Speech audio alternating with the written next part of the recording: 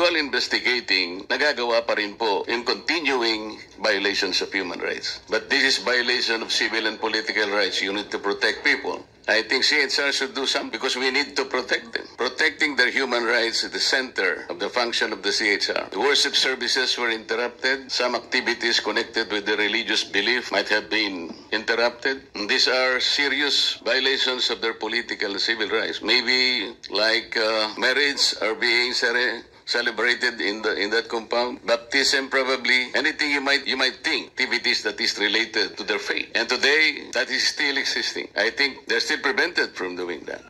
Because while you are investigating, nagagawa pa rin po yung continuing violations of human rights. Correct. But this is violation of civil and political rights. You need to protect people. I think CHR should do something because we need to protect them. Protecting their human rights is the center of the function of the CHR. The worship services were interrupted. Some activities connected with the religious belief might have been interrupted. And these are serious violations of their political and civil rights.